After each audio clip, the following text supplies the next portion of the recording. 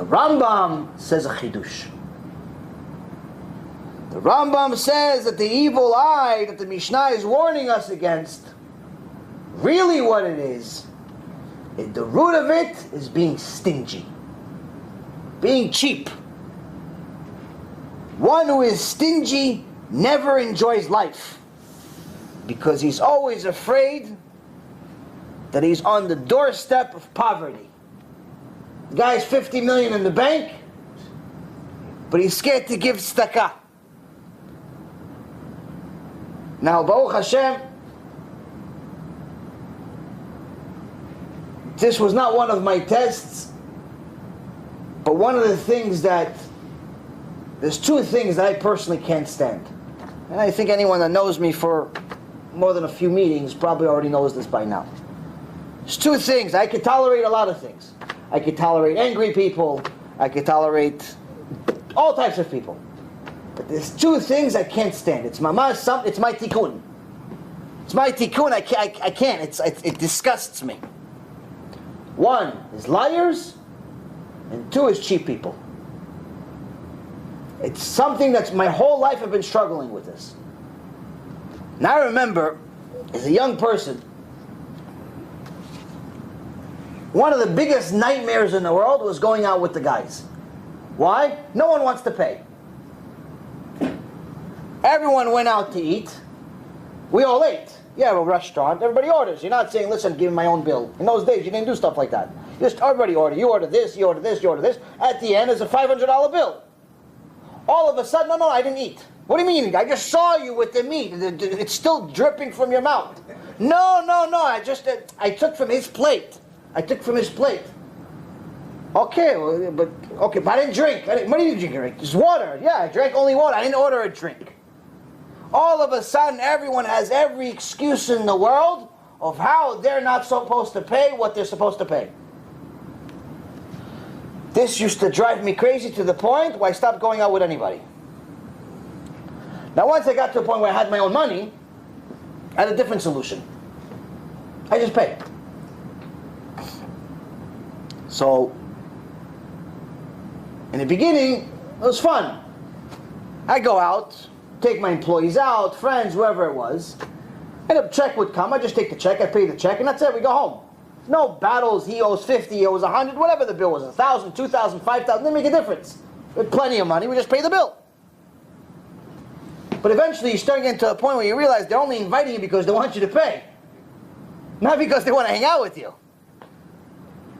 So one time, what was my final straw? There was one time we went to a place, and we're supposed to enter this Shem Hachem, there's some club or something like that. Hashem, forgive me for my sins. And everyone knows you go to a club, you have to pay. It's not like free. There's no like, hey, this is a free place. You go to a club, you have to pay. There's an entrance fee. All of a sudden, no, because there's 25 people, no one wants to pay. And they're arguing back and forth, no, yes, we're going to pay, we're not going to pay. I'm like, just give the guy, he's a few $100s, like, let's go already. I'm not going to stand outside in the freezing cold for 5 hours. Just pay the guy already, go. And everyone's looking at me like I'm crazy. I mean, what's wrong with you? They're thinking what's wrong with me, I'm thinking what's wrong with them. But then, the last time, then I realized, okay, I have to start picking new friends. So I stopped hanging out with those friends. And then one last time, someone invited me to go out and join them in a restaurant. And they were already eating before we got there. But apparently they thought about us in the middle. I found out later why. And there's maybe 10 of them. 5 different couples or something like that. High-end place. We go, we sit.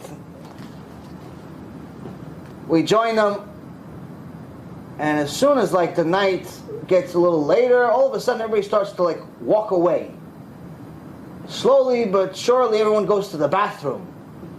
And I'm left, and the little waiter comes and he gives me the bill. For I don't know, a couple $1,000 or whatever it was, $1,500 or whatever it was. But no one's there. And then I wave to them hey, what's going on? He goes, no, I didn't eat.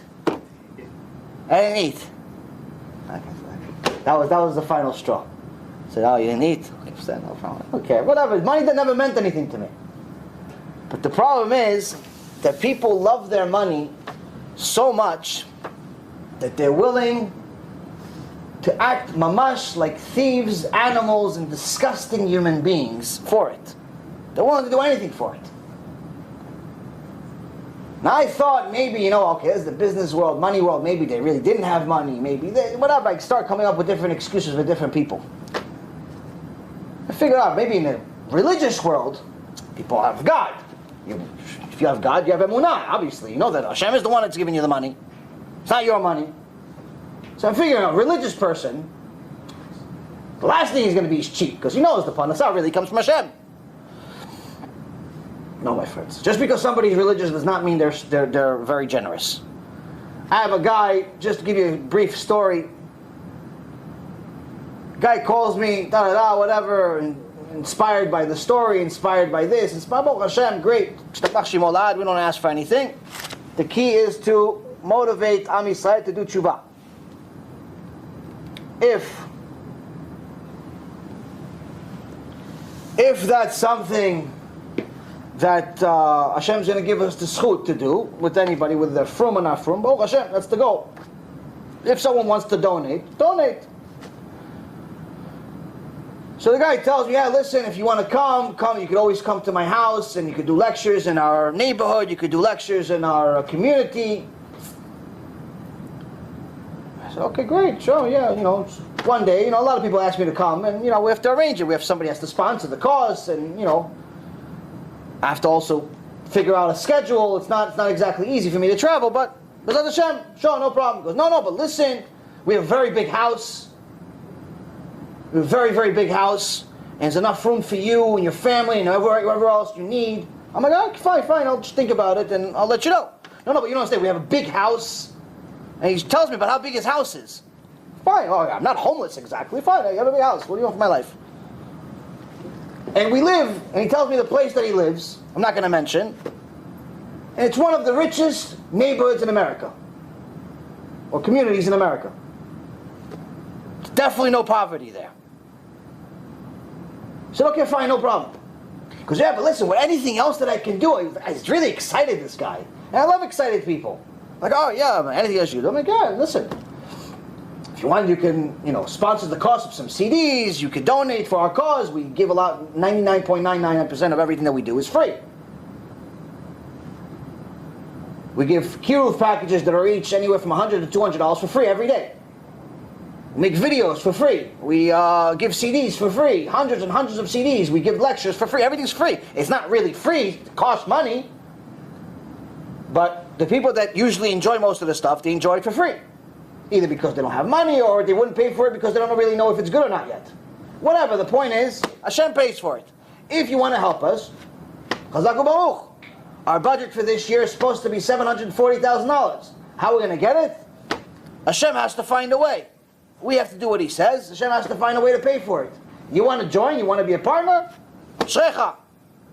We have these double CDs. They're just coming out now, B'ezrat Hashem.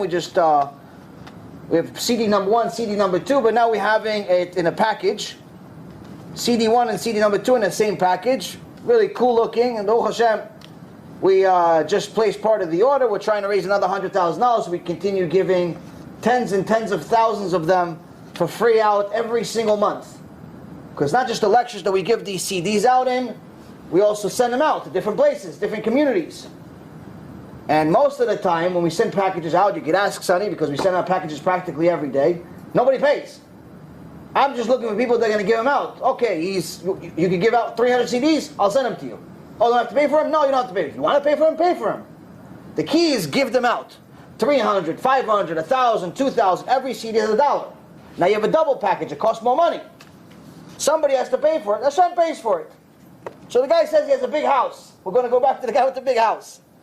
So he said, I'm really excited about what you do, and this and that. Wow, it's amazing. Okay. You want to help? Help. You could sponsor some CDs, I don't know. I mean, I don't have to, you can't be any more clear than that. Oh, okay, yeah, I made some commitments, but no, I'll figure out something. No problem. I'm not going to send you any bills. do what you got to do. I'm not, I don't follow up with you. You want to donate? Donate. Chazak u'baruch. What do you want to tell you? So now, when I was a little kid, for whatever reason, Hashem gave me this crazy idea that anytime I see somebody that's in need of money, I would grab anything that's in my pocket, and the first bill that would come out, that's what I would give them. If it was $1 bill, I'd give them $1 bill. If it was $100 bill, I'd give them $100 bill. It doesn't matter whether I was rich, poor, irrelevant. It's just some crazy thing that came into my mind. That's what I did. That's the way I've been living for over 20-something years. Sometimes it worked out really good, sometimes not so good. But whatever, that was my rule. I guess even as a Chiloni, I had a little bit of emunah. Maybe. But the point I'm trying to say is that as a little kid, I always knew that $20 or $100, it's not a lot of money. Even when you're 15 years old, whatever, maybe to get sneakers is $100, but it's still not really a lot of money. Maybe it's a lot of money to a 15-year-old kid, but it's not. Even the 15-year-old knows it's not a lot of money. It's not like Abba's car that's $100,000. It's still $100. But as a 15-year-old, if you gave $100 for something, it was big for you, but in reality, you knew it was not a lot. I have a lot of people, Baruch Hashem, that donate. Most of the people that donate don't have much money. But they mamash do mesirut nefesh, they give me the only $20 they have. The only $50 they have. The $100 they have. Baruch Hashem, a few people that have a little more give more, but the point is most of the donators don't have much money. But this one guy, why am I telling you this story so long? But this one guy, mamash, was a tikkun for me. After 25 minutes of this guy explaining to me how big his house is, and how he wants to host me, and how wonderful is this, and how wonderful is that, and he says, I want to help. Who's better than you? You have a big house, you have the money, you're excited about what we're doing, and you want to help? Like, Parnasah came to the house. I'm already thinking, great, maybe we're going to meet our budget this year. Who knows? We're only 95% away. Few days later, I sent them some free CDs, whatever. A few days later, I get my notice on the PayPal, $10. $10 from this person. I'm thinking to myself, it was better if you didn't give. It was mamash better if you didn't give. To me. Oh Hashem, you get schut, $10, 10 CDs. There's not Hashem, somebody does tshuva. But to me, it got me so upset. I'm like, after this description of this multi-million-dollar house, you tell me, you gave me $10? $10? But then you go back to the Torah, and you realize a few things. First and foremost, we had a whole shiur about how to do kiruv, you have to have schut. Hashem will not let everyone do kiruv. Why? Because as it says in the book of Jeremiah, Im tavi akar mizolel kepi tiyeh. If you bring a precious from something that's rotten, you will be like my mouth. Meaning, if you make somebody do tshuva, someone who was a rasha, you make him into a tzaddik. Someone's mechalel Shabbat, becomes shomer Shabbat. Someone that goes out with a goya, now he goes out with a tzaddikah. Someone that went out with an Arab, now she's going out with a Jew. Someone that was going out with somebody else's wife, now he's becoming a kosher person, goes to kollel all day. Someone that wanted to commit murder last week, this week he's already doing tshuva. You bring somebody to do tshuva, you get somebody to do Birkat Hamazon every day. You're already helping them do serious tshuva. Hashem says, Kepi tiyeh, you'll be like my mouth. What does it mean you'll be like my mouth? Chazal explains. Hashem says to the tzaddikim, just like I am the creator who brings back the dead, you will be the same. You bring somebody back to me, you bring back one of my children home that's been lost for 30 years. Your blessings, your prayers, Your words get VIP treatment. It'll be like I said them.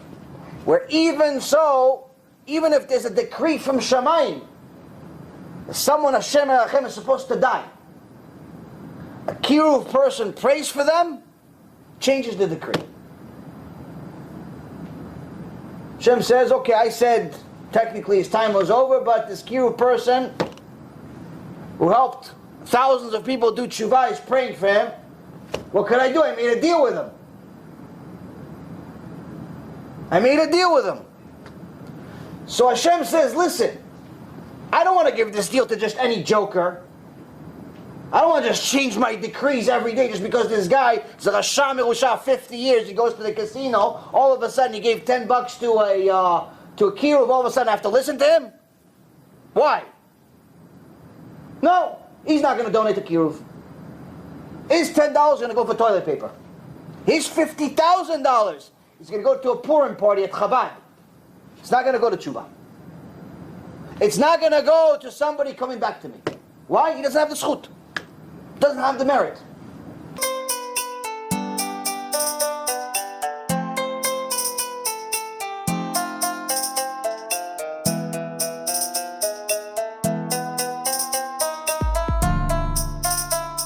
Let me know what you think, and make sure to share it, because other people need to learn too.